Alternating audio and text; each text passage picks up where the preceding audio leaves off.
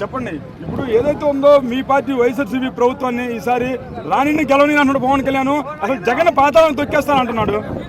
అతను తొక్కలేడండి, అతను వల్ల కాదు. అతను చంద్రబాబు నాయుడు కానీ లేకపోతే పవన్ కళ్యాణ్ గారు కానీ ఎవరైనా కానీ జగన్ని ఎవరు ఓటించలేరు. జగన్ చేసిన పనులు మంచి పనులు. మీరు ఓడిస్తా అంటున్నాడు కదా పవన్ కళ్యాణ్.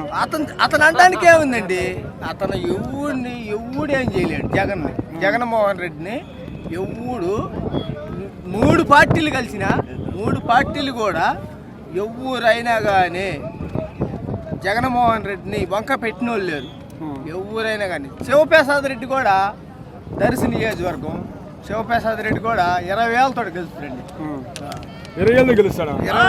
20,000 గొట్టిపాటి లక్ష్మణ్ టీడీపీ నుంచి పోటీ చేస్తుంది కదా, చిత్తుగా ఓడిపోవటం అంతే.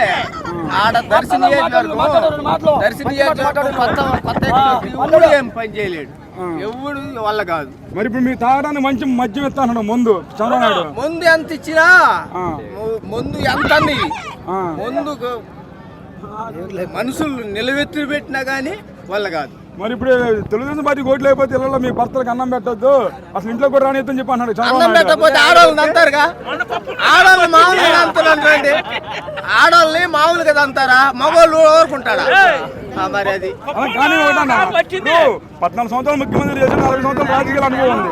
కానీ ఇలా నేను మంచి చేస్తాను చెప్పుకుని ఇలాంటి వ్యాఖ్యలు ఏంటి చంద్రబాబు మాట్లాడతాం. ఆ చంద్రబాబు నాయుడుకి అట్లా మైండ్ పోతేనే కదండి, మైండ్ పోతే ఇంకా అట్లా ఎందుకు చదువుతాడు?